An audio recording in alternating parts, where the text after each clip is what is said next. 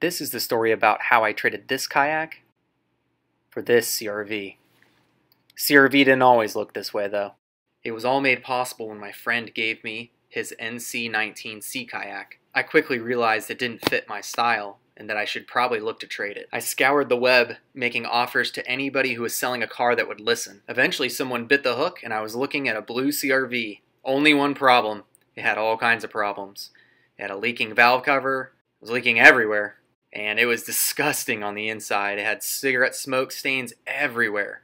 I don't even know what happened. It looked like it had been in a flood.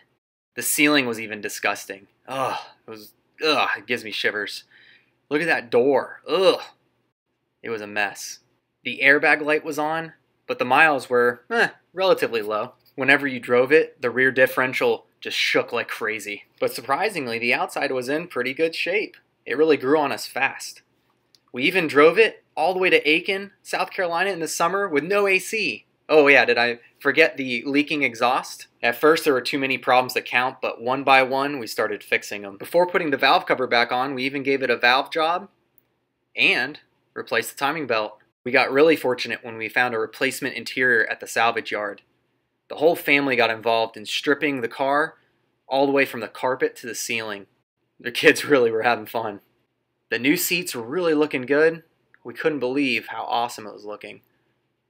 We were kind of sensing our first adventure right around the corner. Our work was really starting to pay off. The car was looking a lot better, and the smell on the inside was getting better. After our first time on the dirt, we knew these street tires had to go.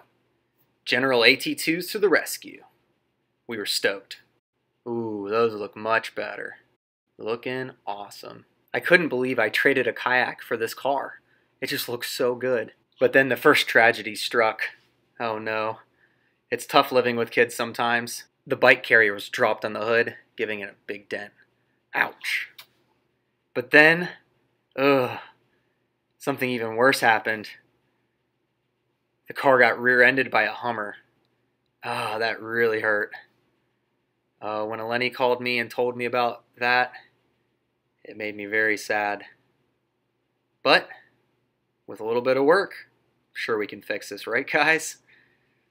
So we dealt with the insurance and we got it appraised, and the guy who appraised it said that the car looked like it was in nearly mint condition when he saw it, and he gave us a value of $4,000. So we took the payment, kept the car, and got to work fixing it. First thing I had to do was find a replacement tailgate and straighten out the rear bumper. Kids were always there for comic relief, and I set to work.